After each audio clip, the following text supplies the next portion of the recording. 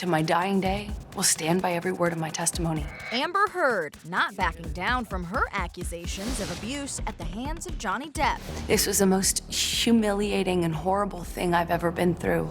Her other post-trial revelations. Inside Britney and Sam's new love nest down the street from K-Fed. The slap from Tyler Perry's perspective. When we walked over to him, he was devastated. He couldn't believe what happened. He couldn't believe he did it. ET's The Download starts right now. We begin with Amber Heard doubling down on that bombshell testimony she gave in court against Johnny Depp. In her first sit-down since the trial, she tells today's Savannah Guthrie she made mistakes in her marriage, but always told the truth about being the victim of domestic violence. To my dying day, will stand by every word of my testimony. This was the most humiliating and horrible thing I've ever been through. In the closing arguments, the Depp lawyer called your testimony the performance of a lifetime. Says the lawyer for the man who convinced the world he had scissors for fingers. I'm the performer. The Depp team argued that you were the abuser, that you instigated physical violence. Did you? I never had to instigate it. I responded to it. And it doesn't end there. Heard was grilled over the evidence. I am looking at a transcript that he says, you start physical fights, and you say, I did start a physical fight. I can't promise you I won't get physical again. I mean, this is in black and white. When your life is at risk, you take the blame for things that you shouldn't take the blame for. I did do and say horrible, regrettable things throughout my relationship. I behaved in horrible, almost unrecognizable to myself ways. I have so much regret. But truth is the word. Yes. And that was the issue. And that's all I spoke. And I spoke it to power, and I paid the price. That price? More than $10 million owed to Depp after a jury found she defamed him in a 2018 op-ed. Johnny Depp did not bring this case in order to get damages, but instead just to clear his name. But at the same time, if Amber Heard and her team continue to double down on the defamatory statements, Johnny Depp may not be so sympathetic in regards to A, seeking damages, and B, going after Amber Heard again for defamation. A source told ET this week that Heard has plans for a comeback over the next year. Her team is now shutting down rumors that she's been officially cut from Aquaman 2, telling ET they're inaccurate, insensitive, and slightly insane. This after more than 4.5 million people signed this Change.org petition to have her removed from the film. Now, during the trial, she testified that her role was significantly cut because of her personal drama, even after her co-star Jason Momoa allegedly fought for her to return to the franchise. I kind of showed up to work months early and stayed really late to fight to keep the job. I had to fight really hard to keep my career. I got canceled from jobs, fought to keep my job in a movie the biggest movie opportunity I had to date. Which was what? It was Justice League, later became Aquaman. Now on to J-Lo, who's also not holding back her feelings about co-headlining the 2020 Super Bowl with Shakira. This is the worst idea in the world, to have two people do the Super Bowl. While many took that as a diva dig against Shakira, in J-Lo's new Netflix doc, Halftime, out today, she explains the concern was about splitting their short window of time on stage. They said 12 minutes. If it was gonna be a double headliner, they should have given us 20 minutes. It was an insult to say you needed two Latinas to do the job that one artist historically has done. A behind-the-scenes secret about daughter Emmy's Super Bowl cameo? J-Lo first envisioned Bruce Springsteen taking the stage and had a tough time getting Shakira on board. She's like, I wasn't born in the US. I said, yeah, but everybody loves to sing that song. Fiancé Ben Affleck is also featured in the doc, talking about the racism Jennifer faced during her rise to fame. I said to her once, doesn't this bother you? And she said, I'm Latina, I'm a woman. I expected this. Yeah, I love seeing Ben featured in the doc as well. It's a beautiful moment. Yeah, thank you. Meanwhile, the BTS Army is in a frenzy they are. after the supergroup announced after 9 years they're taking a break. 필요한 시점인 것 같기도 하고 뭐 뭔가 챕터 2를 방탄소년단의 챕터 2로 가기에 굉장히 어떻게 보면은 중요한 부분이 아닌가라는 생각이 들어가지고. They dropped this bomb as part of an hour-long video and dinner party they hold each year to celebrate their anniversary as a band. But in a statement to ET, their rep makes it clear this isn't a hiatus. The band is just taking time to explore some solo projects, including an album from Jungkook and solo releases from Suga and J-Hope. In the video, V shared his hopes for an eventual reunion. 다시 단체로 모였을 때는 그 시너지는 남들과 다를 것이다. 예전과 난 그렇게 생각해. Do you have a message you want to wave to the BTS Army? Army, stay tuned. Stay tuned, you heard him. Yep. All right, first comes love, then comes marriage, then comes a $12 million home. If you're lucky. Britney Spears and husband Sam Asghari have found their new love note. A source tells ET the newlyweds purchased an $11.8 million estate that sits on 1.6 acres in Calabasas, California. But get this, the house is apparently in the same community as Brit's ex Kevin Federline. Now, our source says Kevin was surprised that in all of California, all the homes for sale, and all of the gated communities, Britney and Sam decided to choose the same one that he's in. Still, the source added, as long as their move doesn't invite paparazzi and a free-for-all, more power to her.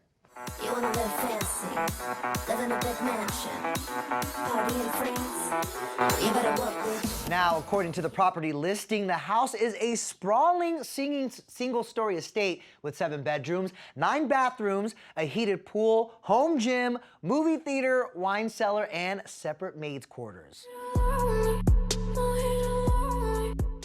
Last week, Brit and Sam said I do at her Thousand Oaks, California home. That is also where the singer's first husband, Jason Alexander, was arrested after he crashed the wedding. And now a judge has granted Britney a 3-year protective order against her ex. Jason, who pleaded not guilty to the charges against him, including felony stalking, must stay at least 100 yards away from Britney and Sam.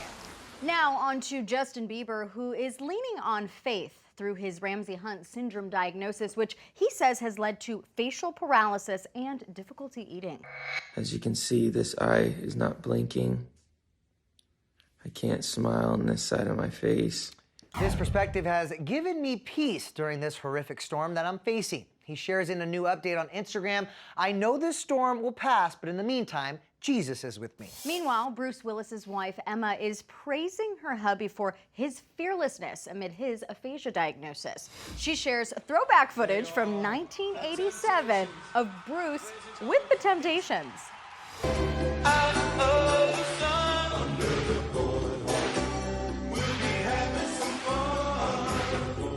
The caption reads, what kind of next level confidence does it take to sing lead with the Temptations? This guy has always been led by his passion and has never let naysayers stop him from, well, anything. Now to Tyler Perry, 3 months after that infamous Oscar slap. He's reliving those tense moments while with Gayle King at the Tribeca Film Festival. You might remember Tyler was seen talking to Will immediately after he hit Chris Rock. It was wrong in no uncertain terms. And I made sure I said that to Will. When we walked over to him, he was devastated. He couldn't believe what happened. And to get all the way to this moment of winning that Oscar, that was one of the crowning moments of his career that he wanted so desperately. Were you comforting him?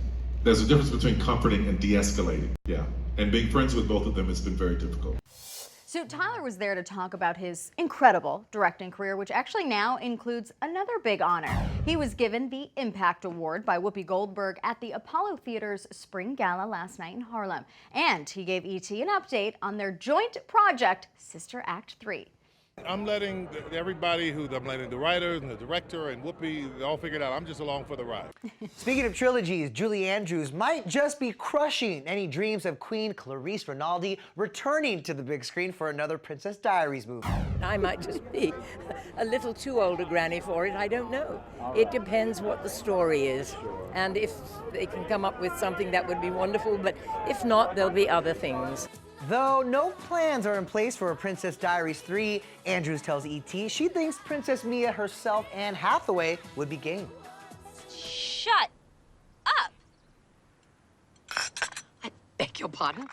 And a source tells ET Today that Lady Gaga is in very early talks to play Harley Quinn opposite Joaquin Phoenix in the Joker sequel, which The Hollywood Reporter says will actually be a musical. Our source says there's no official offer on the table for Gaga just yet, and Joaquin isn't locked in either.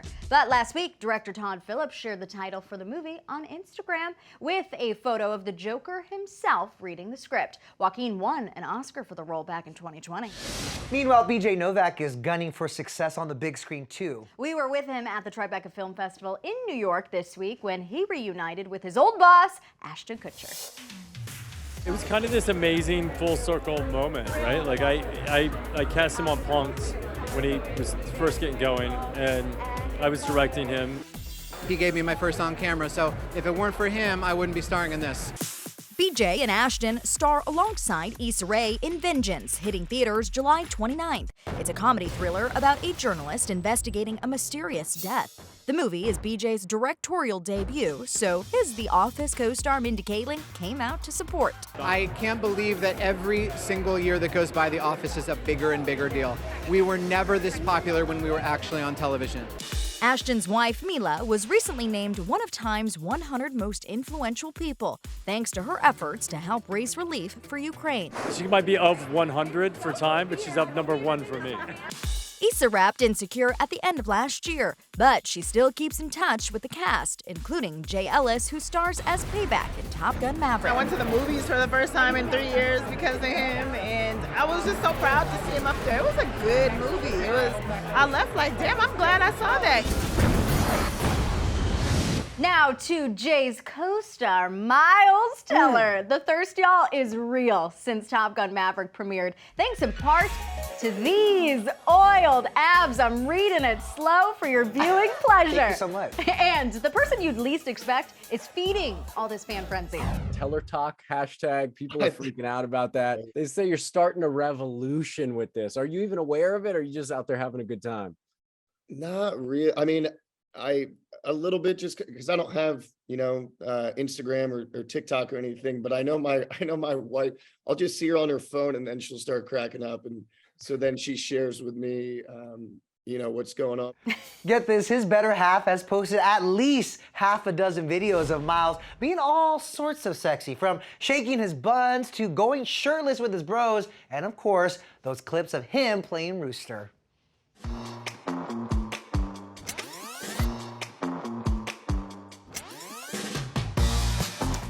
We thank you, Mrs. Teller. Thank you so much for your service. Miles flies high in Maverick, but takes a walk on the dark side as a convict in the sci-fi thriller Spiderhead, streaming on Netflix this Friday. His co-star is another hottie, Chris Hemsworth. He's somebody that I was really excited to work with. Everybody who meets Chris, works with Chris, we pretty much all have the same things to say about him. Just he's an incredible person, and he's a wonderful scene partner. He's just a great guy, man. He's really wonderful. Moving on to Wendy Williams, whose big news tops today's talk show circuit. A spokesperson for the show tells ET the final episode of her daytime show will air this Friday after 13 years in syndication, and will include a Wendy tribute video. She hasn't been seen on her own show all season while dealing with health and financial issues. A series of guest hosts have been filling in, including Sherry Shepherd, who will be taking over the time slot this fall. Starting in September, I am debuting my own talk show, Sherry! And about 4 years ago, I started telling God, I said, Lord, I want a talk show. And when God says it's so, it will be. So thank you. He's not in tears, but Post Malone is also celebrating new beginnings. He let this slip to Howard Stern this week that he's officially a girl dad. I went and I kissed my baby girl, and then I went and played some. When baby video girl, games. that's you referring to your girlfriend, or you have a baby? No, that's my daughter. Oh, you have a daughter? Yes, sir.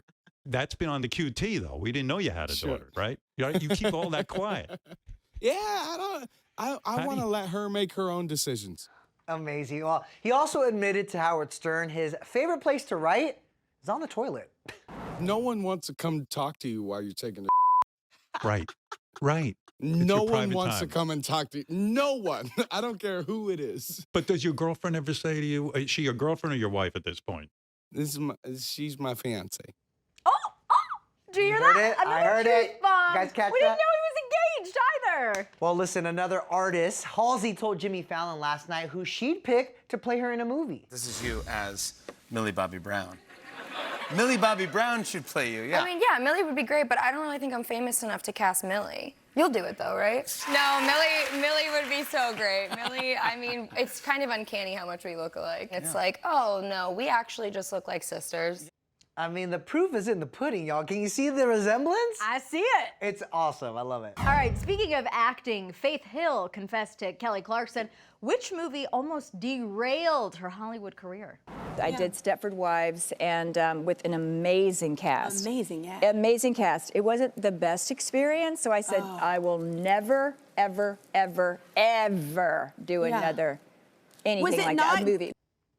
Faith says that all changed after she read the script for the Yellowstone spinoff 1883 from, of course, showrunner Taylor Sheridan. But she and husband Tim McGraw told us last month they don't plan on reprising their roles. I think we'd like Margaret and James to sort of live in that atmosphere that they created for 1883. If Taylor Sheridan comes calling, would you say yes? Depends on the show. I'd be happy to read one if he brought it our way. Praise be, we're getting a first look at Handmaid's Tale Season 5. And if you're not caught up, I'm telling you right now, spoiler alert! Hulu released this image of Elizabeth Moss as June Osborne, looking angry and determined as ever as she prepares to face the consequences of killing Commander Waterford while struggling to redefine herself. And here's Yvonne Strahovski as Serena Joy Waterford, looking smug while dressed in mourning clothes, likely at her husband's funeral. Now, over the last year, E.T. has talked with the stars of the show who've been tight-lipped about the new season premiering September 14th. What can you tell us about where we're going? Because season 5. I can tell you I'm in it. I know I'm gonna be there. Anything you can tease. Get out of here. She's like, I tried, y'all. I really tried. I mean, it's gonna be wild. Yeah. There's a lot of stuff going on. I was surprised. I was like, were you? On to another show that keeps us on the edge of our seats. You on Netflix. Only E.T.'s Rachel Smith talked to star Penn Badgley about what's next for our favorite stalker. I will find you. One would think that things are going to pick up in season 4. En Paris? Ah, oui. Ouais. Ouais. But not the case. Y'all No. are in London. Yeah. What gives? Look, to be real, it's cheaper. I can't imagine having to let go of Joe and then go home to your lovely wife and kids. Yeah, you know, it's like, I don't oh, let me struggle- play with the toddler now. Yeah, right. I mean, yes, I have a little bit of fake blood in my fingernails. Sorry, let me just. I'm like an action star. You can trust me with this secret, love. If it's up, then it's up. Cardi B's really enjoying watching some Joe as well. Might we see Cardi pop up? She did pitch to Netflix saying, hey, I could be in Paris Fashion Week. I mean, you know, Cardi and I still haven't even met in person. We What? were trying to make something happen. Penn, let but, E.T. arrange yeah, this that's- meet right, sesh you wanna, for you wanna y'all. be the liaison. Penn's a busy guy. He just finished shooting episode 4 of You, and he's co-hosting a podcast, Pod Crushed, which has Penn reliving the awkward and sweet moments of middle school. The ironic thing, he actually dropped out of school and traded it for Hollywood. Your first credit is boy number 1 on Will and Grace in 1999. Yeah, I was 12. I know That's that much. insane. So you are Yeah. living this middle school experience Mhm. on television. Yeah. How did that work out for you? You should talk to my therapist. There's something about like bringing these stories to life, how painful that time is, and what are the conditions you could create that would make that less painful and more powerful. New episodes drop Tuesdays on Stitcher, and in each one, Penn reads an adolescent story submitted by a listener. Celeb guests like Drew Barrymore, Amy Schumer, and Penn's Gossip Girl co-star Leighton Meester stopped by too. And it was really nice after all this time to just be more relaxed and at ease with ourselves and reflect on a time when we weren't. Well, you know what? The nostalgia continues because we are going on to another cast reunion. E.T. catches up with the stars of Martin 30 years after the show's premiere. This is amazing. Just feels like we're about to go back to work again. And look who is all grown up. Jay-Z spotted courtside with his Not So Mini-Me. Go inside their daddy-daughter date when ET's The Download returns.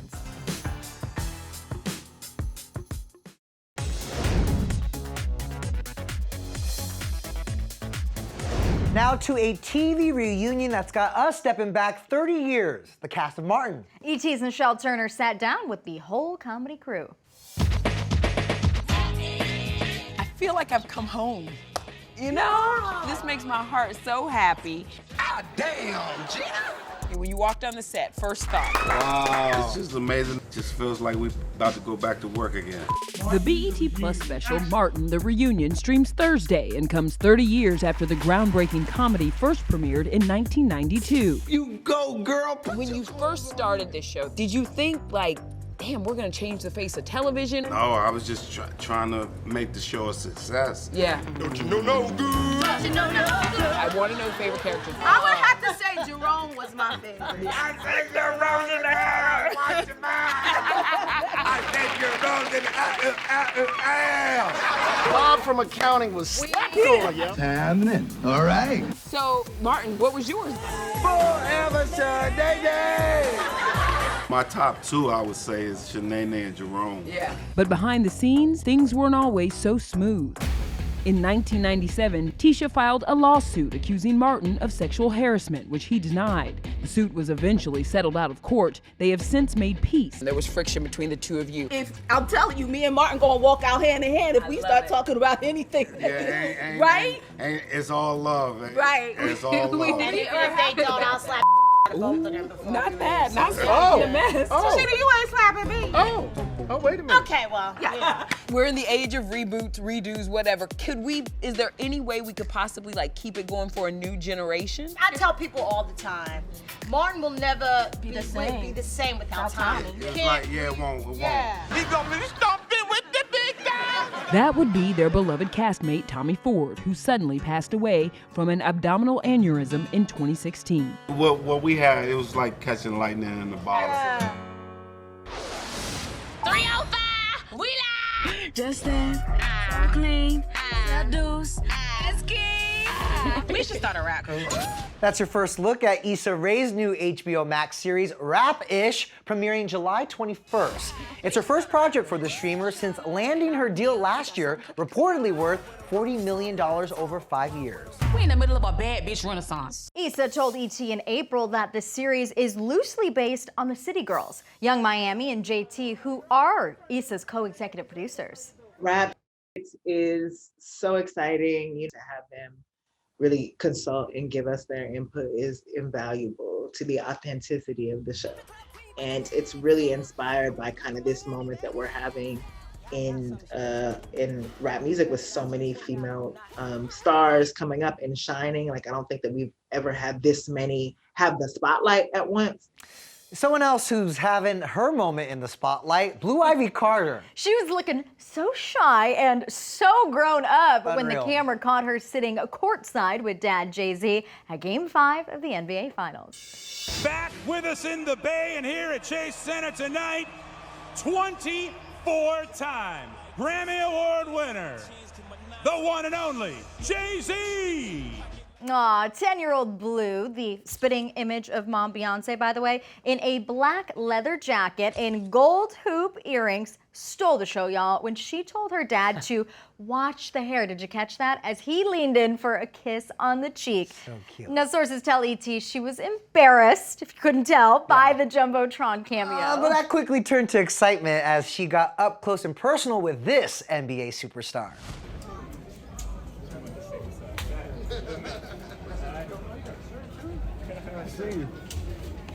Yeah! I feel like it probably takes a lot to leave Blue starstruck, but Steph Curry may have done the trick. I love it. All right, that does it for us today. Make sure to join us right here tomorrow for a new episode of The Download. Bye, everyone.